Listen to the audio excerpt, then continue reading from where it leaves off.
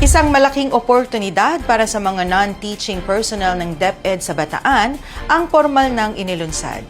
Yan po ay alamin natin sa aking report.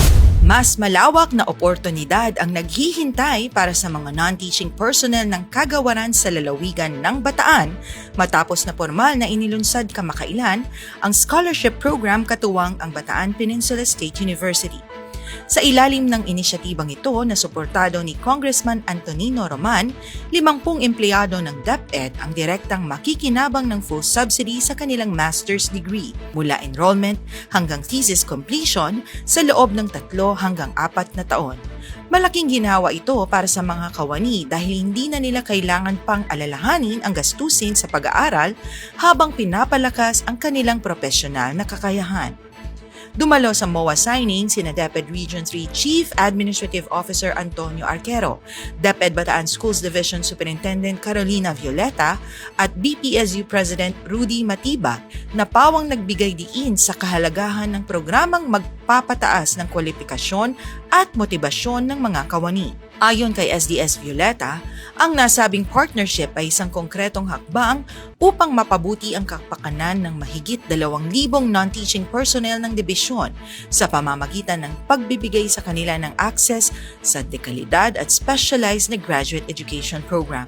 Anya, ang ganitong oportunidad ay mahalaga upang mapalago ang kanilang kakayahan at mapahusay ang kanilang serbisyo sa sektor ng edukasyon. Samantala, iginiit naman ni Dr. Matibag na ang komprehensibong suportang ibinibigay ng programa ay nag-aalis ng mga hadlang sa pagtatapos ng pag-aaral ng mga scholar, kaya't inaasahang mas marami ang makakapagtapos at magagamit ang kanilang bagong kaalaman sa kani-kanilang tungkulin. Sa mensahe naman ni Dr. Arquero, kinilala niya ang mahalagang ambag ng mga non-teaching personnel sa maayos na pagpapatakbo ng kagawaran at ipinahayag ang pag-asang mas marami pang empleyado ang mabibigyan ng ganitong uri ng benepisyo sa susunod na taon. Ang scholarship program ay eksklusibong ibinibigay sa mga non-teaching personnel ng DepEd SDO Bataan na residente ng 1st Congressional District ng nasabing lalawigan. Nakatakda ang contract signing ng mga benepisyaryo sa ika-21 ng Mayo bilang opisyal na pagsisimula ng kanilang academic journey na ngayon ay mas abot kamay dahil sa suportang kanilang matatanggap.